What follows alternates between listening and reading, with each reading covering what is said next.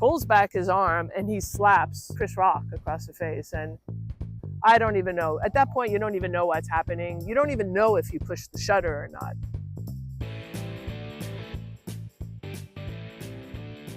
I'm Robyn Beck, and I'm a photographer for AFP in Los Angeles. Been with AFP for 30 years, covering all sorts of different news events. For us, the highlight of the entire entertainment season in Los Angeles is the Oscars. It still holds the glamour of old Hollywood, and I've covered the Oscars many, many times. 2022 was the most memorable Oscars I ever covered, and that was because of the famous photo which I took, which you might have seen, which is the photo of Will Smith slapping Chris Rock.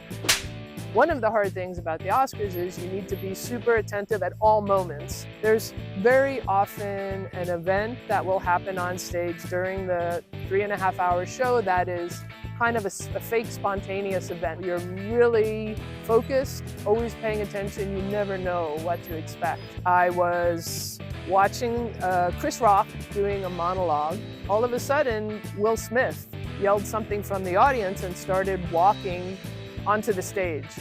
So this is a pretty unusual thing, but like I said, it could be a fake spontaneous event. You can hear the anger in Will Smith's voice, but you don't know what's going to happen. I still had in my head that it was a gag, but I'm also paying attention because you don't know when the gag's going to happen. And Will Smith walks up and he pulls back his arm and he slaps Chris Rock across the face. And I don't even know. At that point, you don't even know what's happening. You don't even know if you push the shutter or not. You just hope you are on autopilot just from doing this for 30 years. Even though no one said a word, you can feel this very scared, quiet energy, and people don't know what's going on. And I was scared because I don't know if I got the picture. So this is probably one of the biggest pictures of my career. It's going to be used more than anything else, and I don't even know if I got it. And when I looked back on the camera, I saw that I had the picture, and that was a relief. I also saw I didn't have the contact, but the crazy thing was no one had contact on that picture. It's probably because no one predicted that that was what was going to happen. Even among these photographers, and there's 6 or 7 of us up in there from the top news agencies, it's a very exclusive position, and yet no one got it because no one could have imagined. Even though the camera can shoot 20 frames a second, we cannot shoot that many frames a second. We have to be present enough to feel what's going to happen next.